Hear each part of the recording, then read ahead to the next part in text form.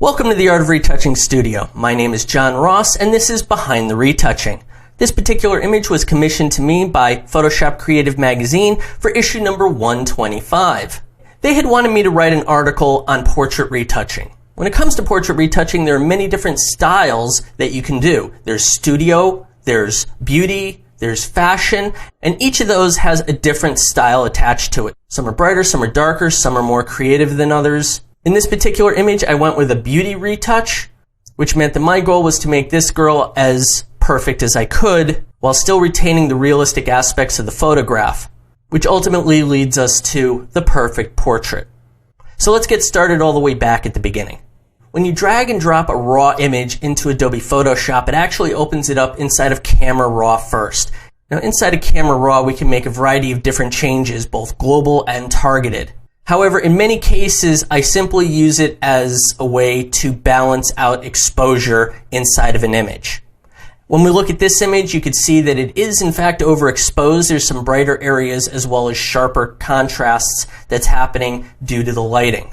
Now, on set, the photographer was trying to go with one look, and so he's playing with the lighting and doing whatever he wants.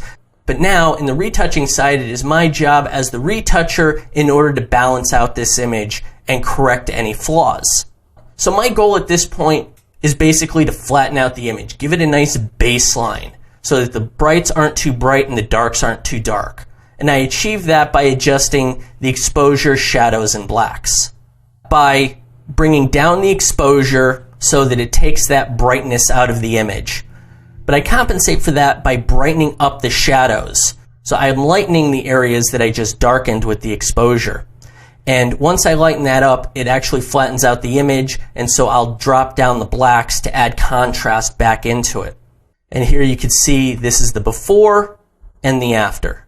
Before and after. It comes off as a little bit dark, but I will adjust that inside of Photoshop. If this was the first time I was opening the image inside of Photoshop, down here I would have a button that says Open Image. You can alternatively hold down the Shift key, and that's going to give you Open Object, which is how I work because it's going to create a smart object for me. And the smart object inside of Photoshop will ultimately allow me to go back into Camera Raw and make further changes if needed. If you hit Open Image, it's going to flatten the image and give us a pixel-based background. But however you prefer to achieve it, you would click the button and open up inside of Adobe Photoshop. Because I work off of smart objects, Photoshop is going to retain the name that came from the file as opposed to just naming it background. And you could also tell it's a smart object by the funny little icon down here. Now, there are many benefits to using smart objects, but the real reason that I use smart objects is so that I can attach filters to each of these layers and retain their settings as well. And that allows me to jump back and forth between any of these settings that I've already created. If you would like to learn more about smart objects, you can go to my website, theartofretouching.com, and there you can find a video that talks about smart objects and smart filters in great detail. But at this point, all you really need to know is this is a smart object, and attached to it is a smart filter, and in this case, the filter is Imagenomic Portraiture. Many professionals would never dream of using a plugin that's going to damage the skin. However, like any other tool, you're only going to do damage if you let the tool do damage. For me, my settings are very soft, subtle, and all I do is take the edge off. If you would like to learn more about how I use Imagenomic Portraiture, once again, you can find it on my website, theartofretouching.com, and there I walk you through the specific settings that I use for portraiture. At the end of the day, it comes down to this. I would rather spend 30 seconds doing something as opposed to 3 hours.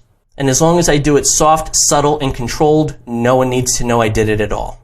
Here, let me show you what it actually does. I'm going to turn off the effect, zoom in.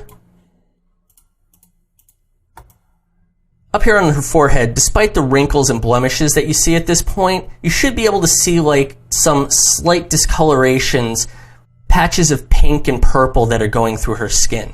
But once I run a soft passive portraiture over the top of this, you can see that it simply just kind of smoothed it out a little bit.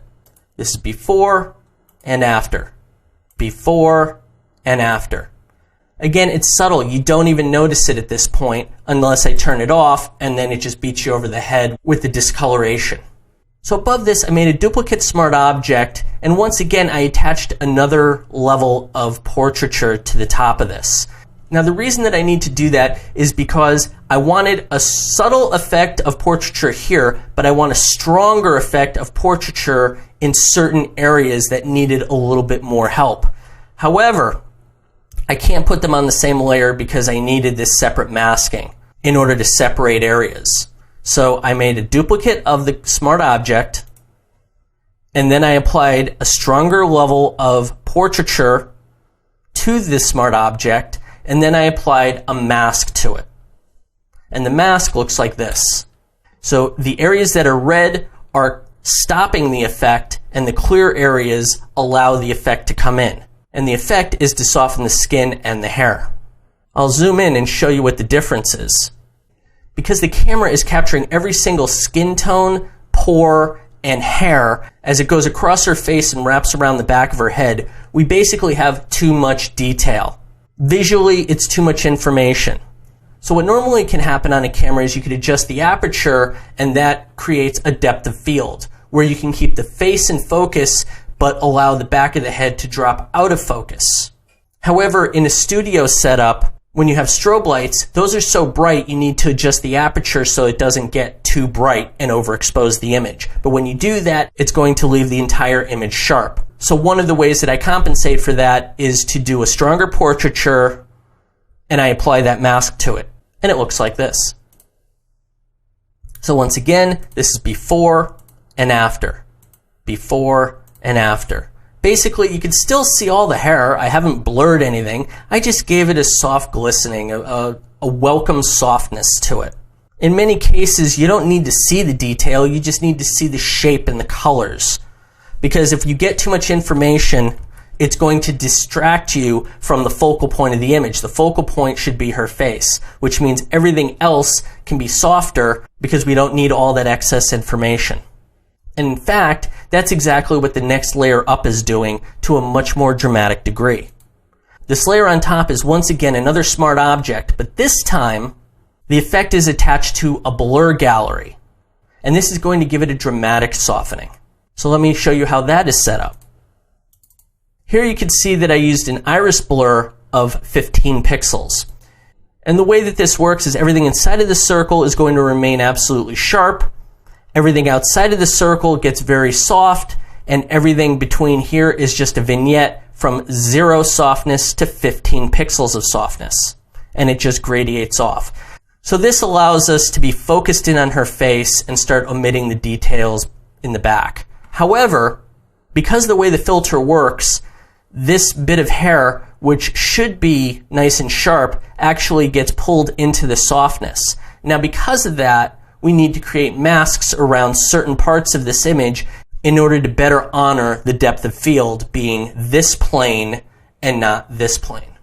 By using this as a mask, where the red is being concealed and the clear is allowing that blurring effect to happen, you'll be able to see this effect. This is before and this is after. Before and after. As you can see, I just soften everything as it goes around the back of her head. Additionally, I'm softening up the areas down here in her blouse. Technically, it's all in the same plane, so she would actually be much sharper down here, but there's no reason for us to visually see all the detail that goes on down here. Once again, it detracts from us being focused up in her face.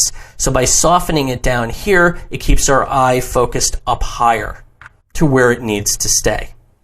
At this point, I need to do more work to the image, but I want to do it to each of these layers combined together. While many retouchers might use a flatten image or a merge layers or something like that, however, I prefer a non-destructive approach. And I do that by selecting all of the layers together, right-clicking, and going down to Convert to Smart Object.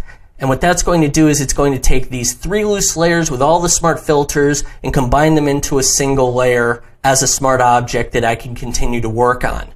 But it's going to retain each of these settings and smart filters, and I can even go back to the original raw file if I need to.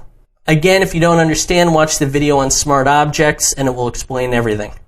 So once I do convert those 3 layers into a single smart object, I can now run another smart filter over the top of the whole thing. And the filter that I need to use is going to be unsharp mask. So basically I'm going to sharpen the image. And the reason that I need to sharpen this image is to bring out all of the skin detail. I'm going to zoom in so you can see it nice and clear. And when I zoom in on the skin, you can see the detail, but it's soft. But by applying unsharp mask to it, you can see that I bring out all of that fine detail. This is before and after. Before and after.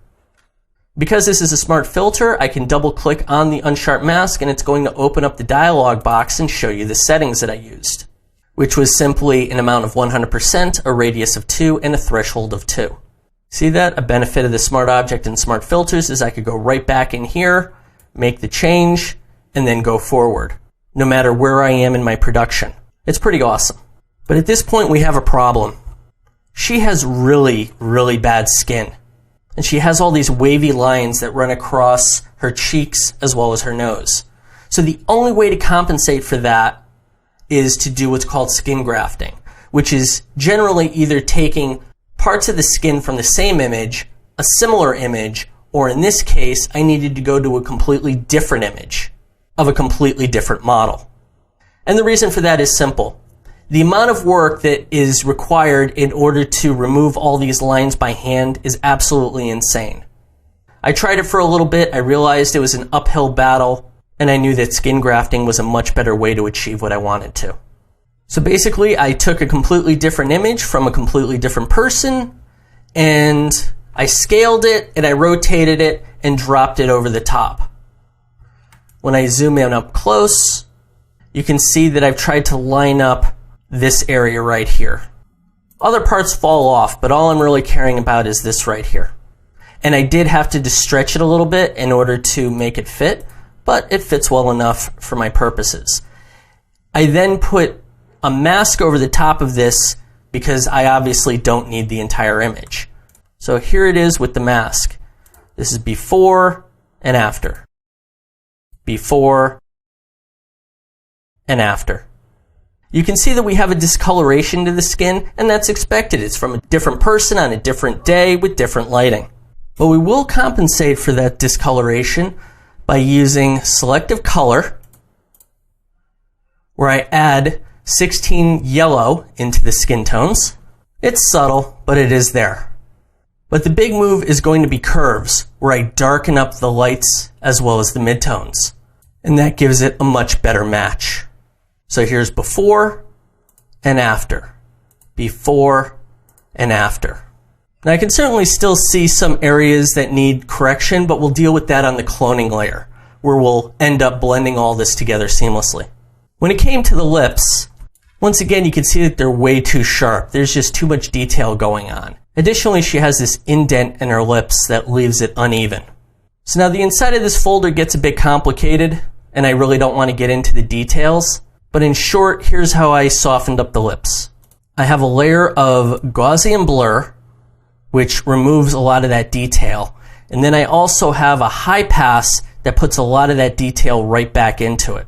I have another strange layer here, which gives it a soft glistening effect, as well as this layer here that adds a little bit of shine back into it.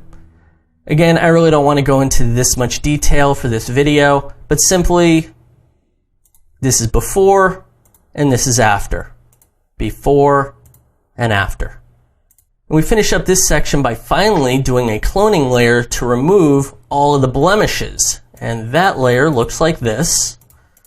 As you can see, I do many little small brush strokes in order to achieve the look, and I do my best to honor the curvature of the face.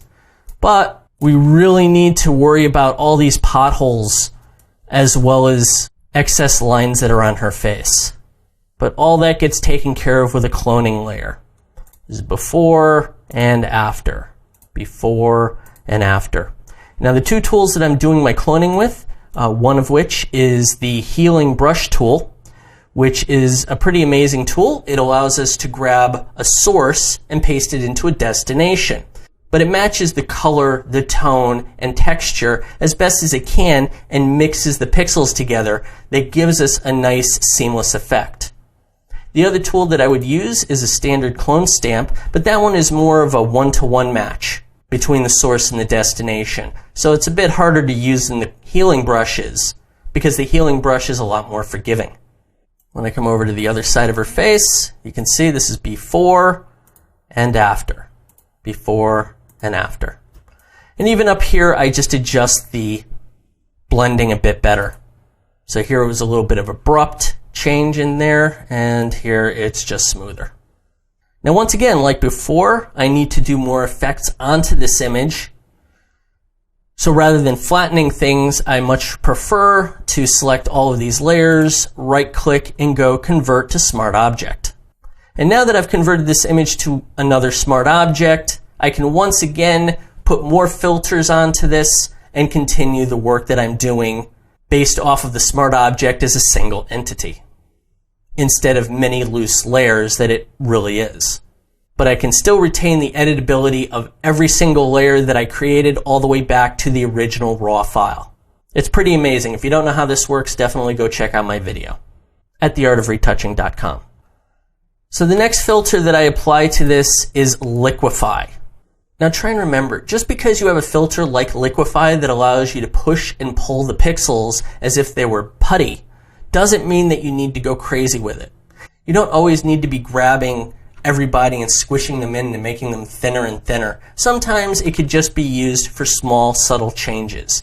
And in this case, the subtle change is this. This is before, and this is after. Before and after. Yeah, you see it right there, just that little bit right there. I just kind of push it in. See, you don't have to go crazy with this stuff. Okay, moving on. This blouse is incredibly bright, and no matter what you do, it's very distracting. So I use this layer here, which is a hue saturation with a desaturation of 23, in order to tone down that bright orange.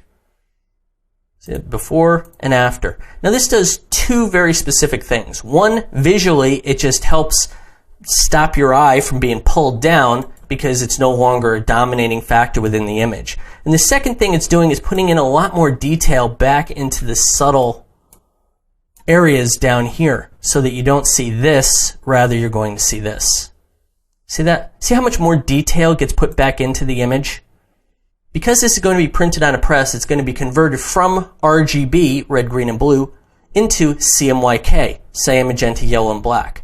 Basically, it's a much smaller color mode than RGB is. What that ultimately means is this bright orange is never going to print. It is going to be converted to something like this anyway. The difference is that I am in control of it at this point, and I tell it how far to go and what color to be, as opposed to letting some auto-convert thing on the tail end of the process make this conversion for me. Because who knows what we would have come up with. The next set of layers up is going to be dealing with the skin. We're going to be working with light sculpting, otherwise known as dodge and burn. Now there's many different ways to be doing dodge and burn. There's not just one way to do it. There's several of them. This is the way that I did it. The first thing I do is add more yellow into the skin tones, because basically she's looking a little pink, so I add some yellow to put some color back into her skin. Before and after. I also adjust the exposure on her face. It looks quite severe at this point because we haven't looked at the rest of the light sculpting layers, but simply this is a first step in order to brighten up her face.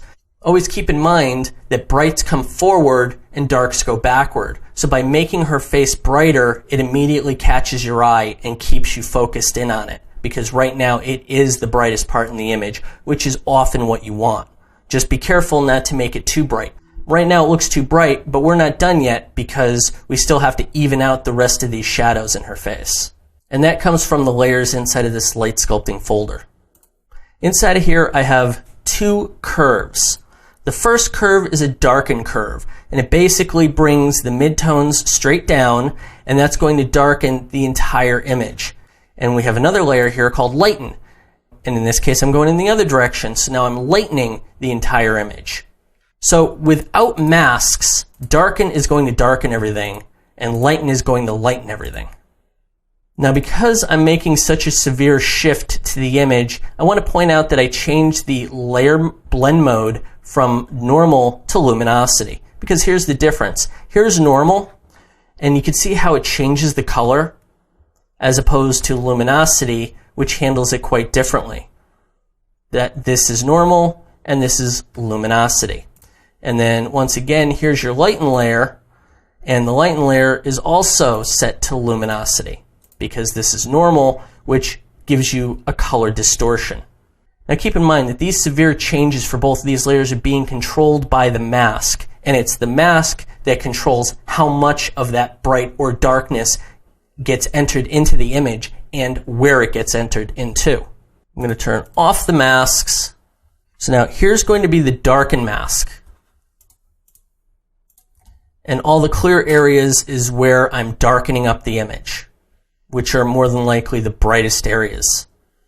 So here's the effect. You can see this is before and after. Before and after. It's pretty subtle, but it definitely added a little bit more drama and intensity to certain areas of the face. When it comes to the lighten areas, this is the mask. And I'm basically trying to lighten up this darker shadow that's going on down the side of her face. And I achieve that with this. Before and after. As you can see, these two layers are balancing out this heavy exposure that's going on, so it doesn't look nearly as dramatic. And overall, this is the skin move. This is before and after. Before and after. It's more dramatic, and it's brighter inside of her face than anywhere else in the image. But when I do that, I'm sure you can't help but notice how dark her eyes have gotten. They've become sunken in her face. But luckily, we have a layer called eyes that take care of that. So let's take a look at those. Now the big shift is this curve layer, which is going to brighten it up with a mask that looks like this. And put together, you're going to get this. See, no longer is it dark, but it's simply more balanced for the image. Now the next two layers up address a common problem that happens in many portraits, and that's the fact that she doesn't have very many eyelashes. You know, it just looks kind of weak and it's a bit clumpy with the mascara. So the way to compensate for that is to take a Wacom tablet with a paintbrush of only like 1 or 2 pixels and start adding in eyelashes. And the first layer up is black eyelashes. So as you can see, I manually went in there and I put in some extra black eyelashes. Did that over there, and I did that over here as well. Now arguably this starts looking a little bit dark.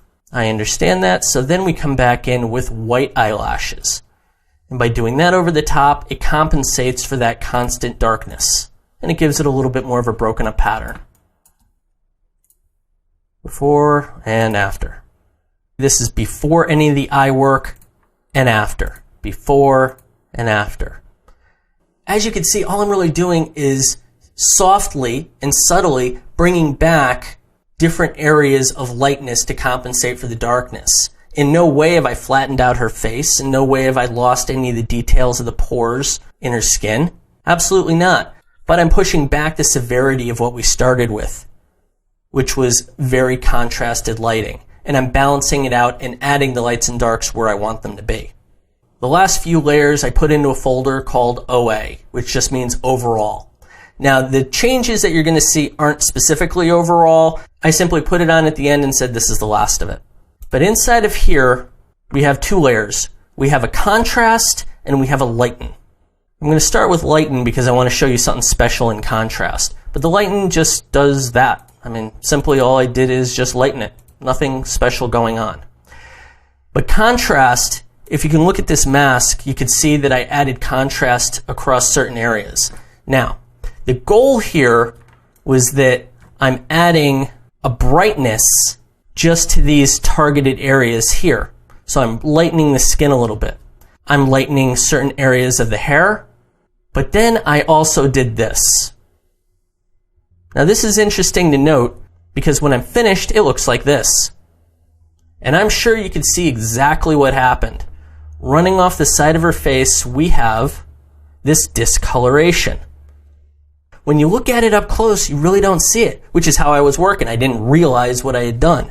Luckily, before I was finished, I did see this halo effect that I accidentally made, and I corrected it before it went out the door to the printing. If I had missed this, I would have been so upset with myself. But luckily, I did see it, and I was able to compensate for it, and I didn't make that mistake. And in this case, I'll simply go to my brush and cover over it. Now, you can see the final intended effect was before and after. Before and after. And I did this specifically because when I finished at this point, I felt that the image still looked a little bit muddy, it was a little dark, and when it goes to press, I know it's going to get darker on top of that. So, I brightened the image up and called this image done. And so now here you can see that we have the before and the after. So overall, you should be able to see some clear improvements to the image from what it was out of the camera versus how I finished up working on the image. If you'd like to watch more behind the scenes videos just like this one, or if you would like to watch videos about Photoshop in general, please go to www.theartofretouching.com where you can find more tips and tricks to make you a better photo retoucher.